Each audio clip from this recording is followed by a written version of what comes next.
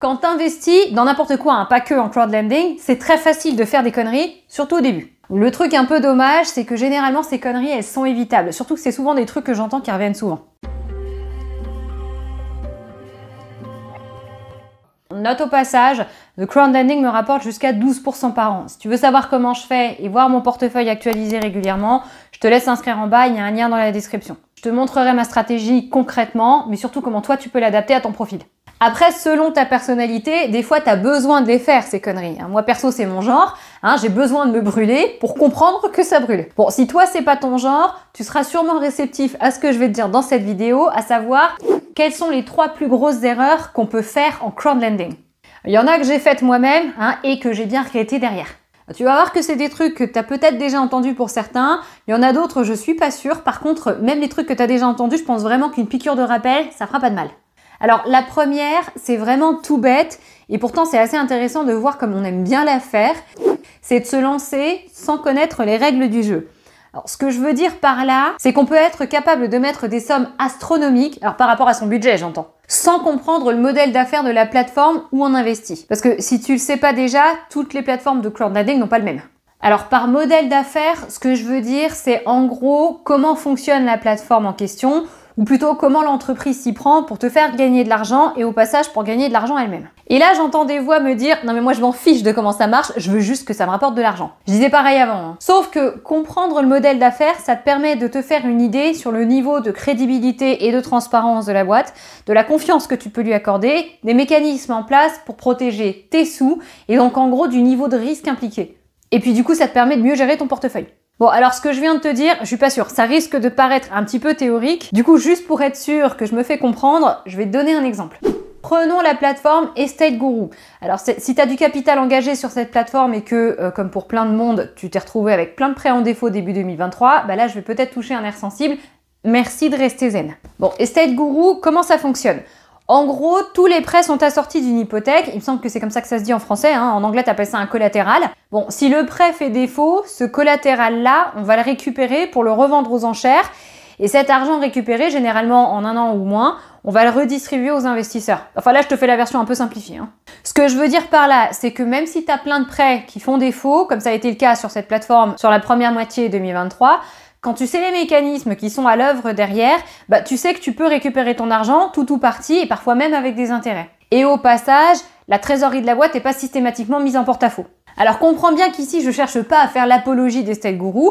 L'idée que je te fais passer ici, c'est que quand tu comprends la façon dont ça fonctionne, que tu te dises « Ah ok, il y a des projets en défaut, voilà le mécanisme en place, voilà ce que je prévois de perdre ou de récupérer et à quelle échéance. » Maintenant, si on regarde une autre plateforme qui a rien à voir et qui fonctionne complètement différemment, mettons Bondora, les prêts qui tournent en toile de fond de ton compte GoInGro, ceux-là, ils sont pas assortis d'une garantie. Si jamais tu en as plein d'un coup qui partent en vrille, là, c'est tout un autre mécanisme qui se met en place, généralement plus laborieux, plus long et pas forcément plus efficace qu'avec des prêts assortis d'un collatéral. Et ça va toucher aussi la trésorerie de l'entreprise. Bref, je vais pas m'étendre davantage là-dessus, j'ai pas envie de te saouler, mais je me permets d'insister sur le fait que tu doives comprendre dans quoi t'investis. La deuxième erreur qu'on aime bien faire, c'est ne pas diversifier. Alors, tu as plusieurs niveaux de diversification possibles. Tu peux éparpiller ton capital entre les plateformes, les initiateurs de prêts, les pays et les types de prêts. Je te déconseille de tout mettre sur une seule plateforme ou sur un seul prêteur, et ce pour des raisons que j'ai évoquées dans les dernières vidéos. Si tu les as pas vues, je te les remettrai en description. Mais en gros, si pour une raison ou une autre, tu perds de l'argent sur une plateforme, bah ça va te faire tout de suite bien moins mal au ventre si cet argent perdu représente une fraction de l'ensemble de ton capital engagé en crowdlending. Je dis n'importe quoi, mettons tu as 5 000 € répartis sur 5 plateformes de manière équitable, avec 1 000 € sur chacune. Bon bah si tu as une plateforme qui tombe, c'est 20% de perte à enregistrer. Alors ça fait mal, mais je te laisse imaginer si tu avais tout misé sur une seule plateforme, où d'un coup ce serait pas 20, mais 100% de perte. Alors quand je m'entends dire ça, ça me fait peut-être un petit peu le même effet qu'à toi, ça me paraît tellement évident qu'on pourrait se dire que c'est limite inutile d'en parler. Et pourtant, vu le nombre de gens qui la font encore cette erreur, je trouve que ça va quand même mieux en le disant. Pareil, dans la même logique, je te déconseille carrément de te focaliser sur un seul pays. On a vu ce qui s'est passé en Russie, en Ukraine, en Allemagne, en Finlande, etc. Alors certes, tu peux t'orienter sur des indicateurs qui te permettent d'évaluer le risque pays d'une manière globale, mais en vrai, Maintenant, on l'a vu assez souvent, il peut se passer des trucs que tu verras pas forcément venir. Sinon, quand je te parle de type de prêt, j'entends évidemment les secteurs, hein, si par exemple c'est des prêts agricoles, court terme, commerciaux, etc. Mais en fait, je te parle surtout des taux d'intérêt et donc des profils d'emprunteurs qu'on va aller chercher.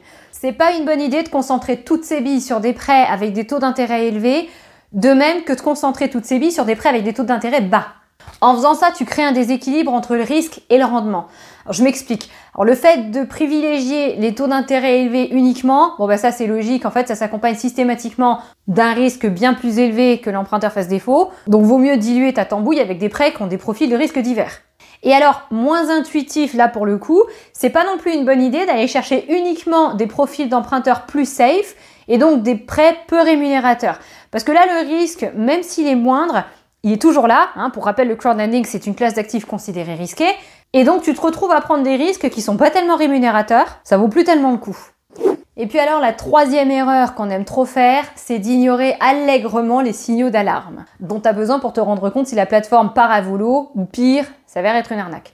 Et cette erreur-là, je dirais que c'est la pire, non seulement parce que si jamais c'est effectivement une arnaque, là clairement ton argent, tu t'assois dessus, mais en plus c'est peut-être l'erreur la plus facile à commettre. Pourquoi? Parce que c'est souvent soit la flemme, soit l'avidité qui nous y pousse, soit les deux. Du coup, je vais peut-être te briser le cœur en te disant que le crowdlending, c'est des revenus passifs dans une certaine mesure. Une plateforme d'investissement, tu dois lui faire passer certains points de contrôle avant d'y investir, mais aussi après, enfin je veux dire pendant que ça tourne.